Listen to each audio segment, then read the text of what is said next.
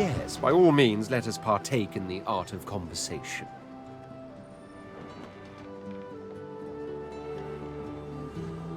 Surely it's obvious. Ascension awaits. Once we manage to gain access to the actual Well of Ascension.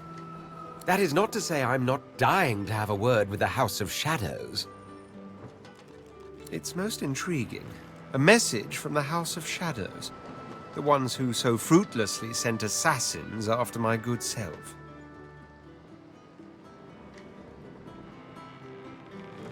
Well, first I will hear the man out.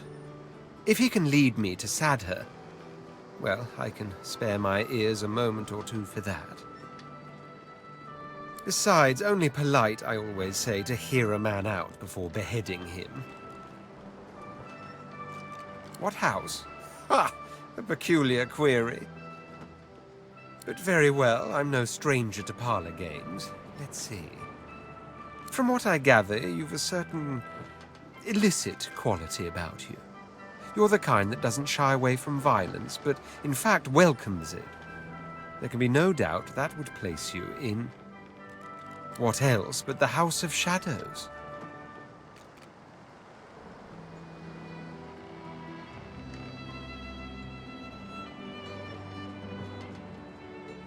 Don't get your hopes up. We don't adopt. Pray speak.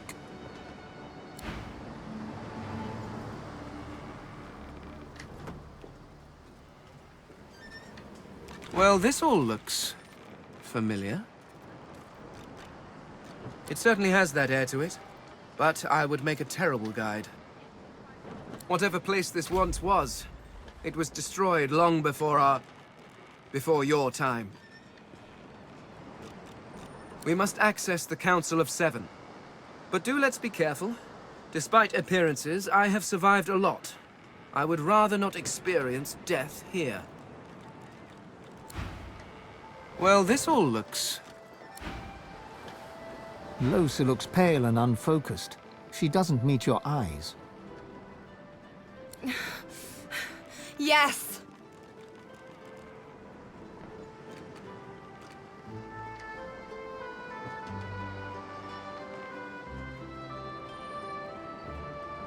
Oh, no!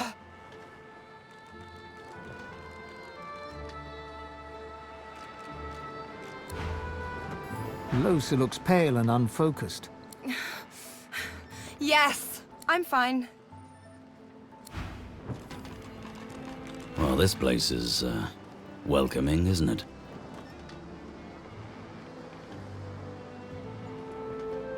We should keep our eyes on the prize. Divinity. I saw the mass death caused by the Divine Order's war firsthand. If Divinity can do the opposite of that, I'm interested. And if it can't, what good is it?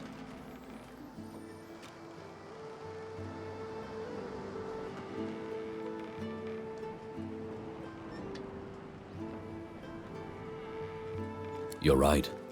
The gods may be dead, but we still live. That has to mean something. Ifan shrugs and turns to survey the environment, squinting into the distance. I think we should find out what it is. Ifan claps you on the shoulder and beams at you, affection for you plain in his eyes. Well, this place is, Ifan claps you on the shoulder. Yes. I have a feeling about this place. I think it's possible the Master isn't far off. If I'm right, if I find him, he has a date with a needle. Whatever comes after that, comes after that. My, what a query to ask so out of the blue. Still, why not? I suppose some stories were always meant to be told. So, here goes. No, hang on. She retrieves a small flask from her backpack, uncorks it, and takes a big swig. Tears stream from her eyes as she offers you the flask. They're tears of joy, I assure you. Here, have some joy. You drink, It burns. Soon the tears run down your cheeks as well. Not bad, is it? So good it has us crying like babies. Now then, the epic of The Master and the Scar. Sounds like a melodramatic opera. There was, of course, some singing involved. It began when I woke in the dark room. He removed my blindfold, and still I did not see. He himself was darker than any shadow, but I could hear him give orders to another. Stingtail.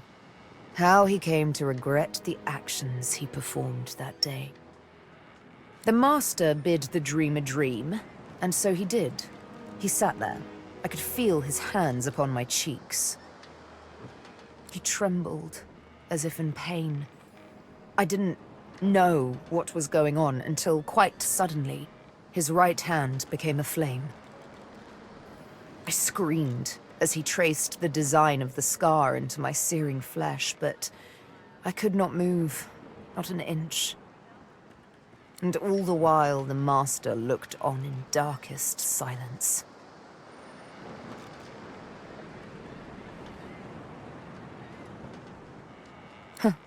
Like I said before, didn't exactly feel like a kiss. So, once the scarring was over, and the pain began to fade, the training began. With words, whistles, snaps of the fingers even, the Master could make me obey his every command. Young, strong, smart. You know I don't exactly lack in qualities. Didn't take him long to train me in the arts of stealth, subterfuge, and assassination. It shakes me little now, all too little. But that first time, that first real kill, it was such stuff as nightmares are made on. I had now lived in the dark for what might as well have been years. I was in a wood, but the trees there were sick, grey, leafless hydras sticking out of ashen earth. There were no stars that night. She sat, shivering beside a fire. I was nervous. I had to chase her. My hand hated itself, tried to resist, but there is no resisting the Master's song. My stabs weren't as mercifully exact as they should have been. I had to bring down the needle again and again, as her screams flooded the forest with terror. When it was done, I crawled back to the Master, broken, crept back into the box, and through its cold black lid, he told me I had done well. Next time, I'd do better. You understand me completely. With the needle, I'll kill him. And with the needle, I'll strike his name from my skin. The bastard will be Master no longer. The very best. She cocks her head ever so slightly and eyes you as innocently as a kitten. Why? Don't tell me you disagree.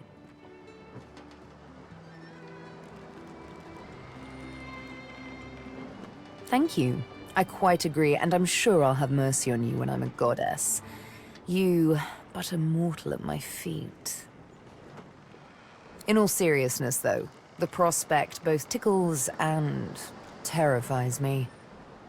I mean, divinity. Will it be a blessing or a burden?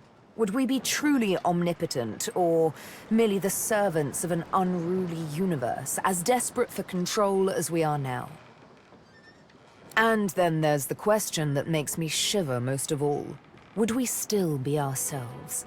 Would I remain Sibyl, or would my mortal soul die upon gaining divine immortality?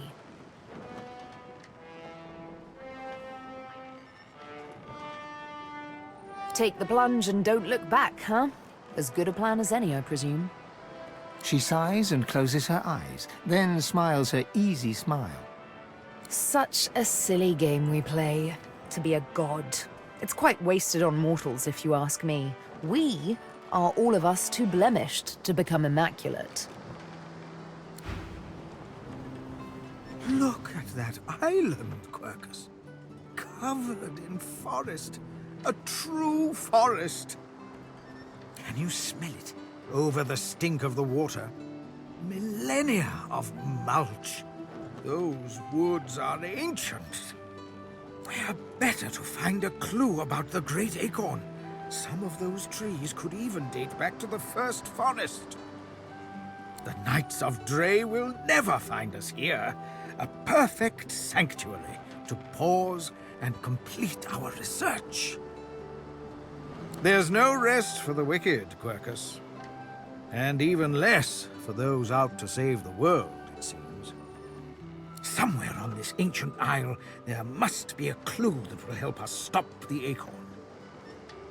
We must tread carefully. I'm sure such a wonderland will be dangerous, but at least it should be free from the Knights of Dre. What would we do, Quercus? Why, we'd make them sorry they ever left their mothers' nests. Anyway, we have something for your new best friend. The squirrel reaches out and hands you a piece of bark, covered in tiny, scratched handwriting. Something I discovered in your lizard friend's basement. She won't miss it, but use it well.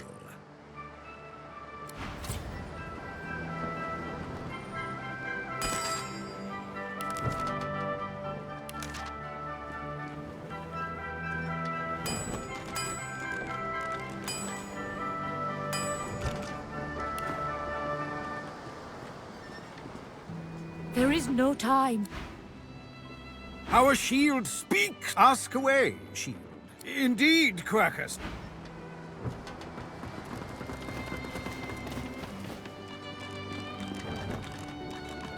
I can sense the raw powers of the source rippling through the air. The island, yonder. It is doom or destiny. Naught but the demon I'm hunting. A trivial task, really, compared to your current pursuits of divinity. Jahan takes you by the arm, his voice a whisper. By the by, do please remember the warning I gave you in the woods. Should Losa come close to divine ascension, you must act. You must kill her. You don't look very divine to me. What are you waiting for? Excellent question. Regardless of who's on the strongest will survive.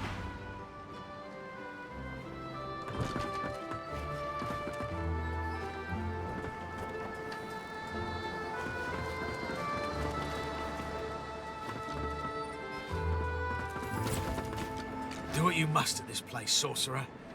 I don't want to linger a moment longer than necessary. Tread carefully, my dear. Those are black ring banners that I spy on the shore. I studied the tablet that you so generously provided. It showed me everything I need to know about creating a functional Swornbreaker. Once I have that, I'll be free of the Covenant. And free to spend the rest of my days with Mahali. See those structures further inland? Remarkably like those from the caverns of the Black Pits, aren't they? Should you discover the parts needed for a Swornbreaker, please bring them to me. I'll make it worth your while. Also, you will likely encounter sworn followers of the God King on that island, I suspect. I would avoid combat if possible. Death can be less than final for them, if the God King wills it.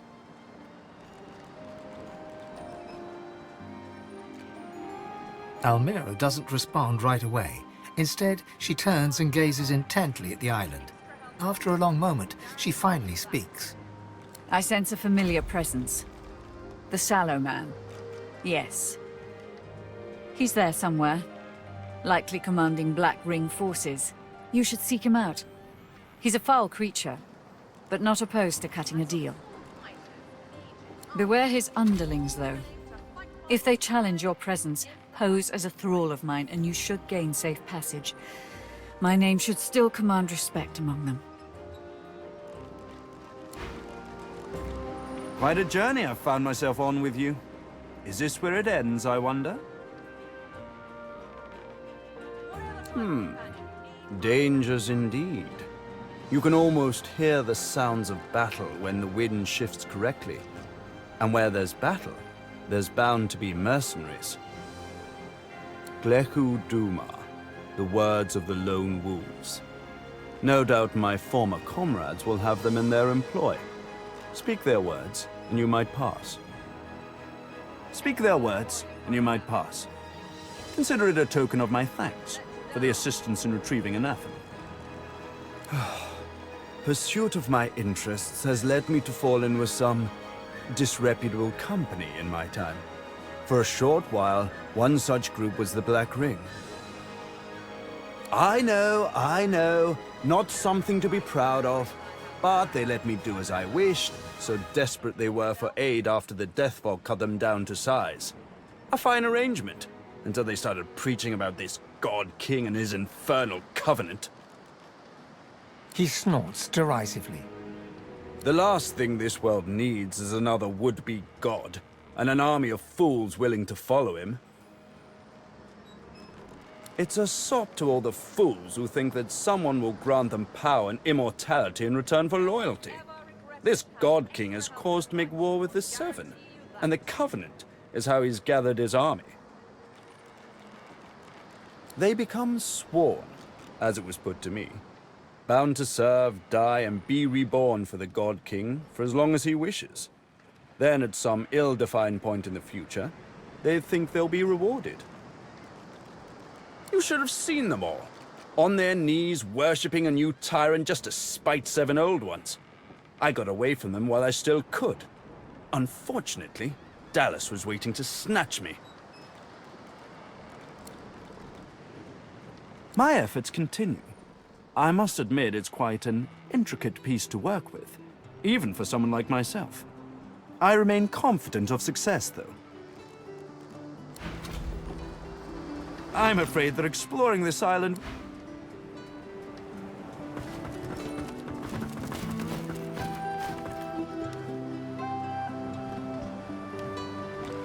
The golden-haired woman in front of you casts an appraising eye over your attire. Slowly and deliberately, she winks at you. Isn't the sea breeze marvelous, darling? I mean, aside from... Oh, mind my manners. Now, don't be shy. Just so soon.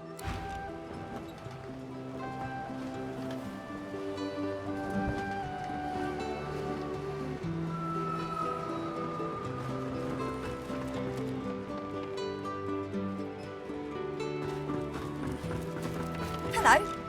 This island is something else, huh? Of course. Told you I would, didn't I?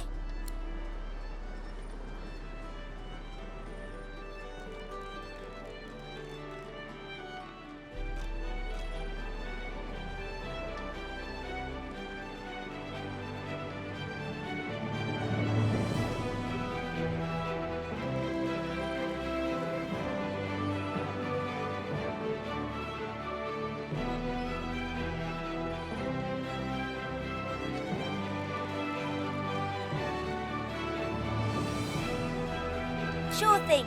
I'll start.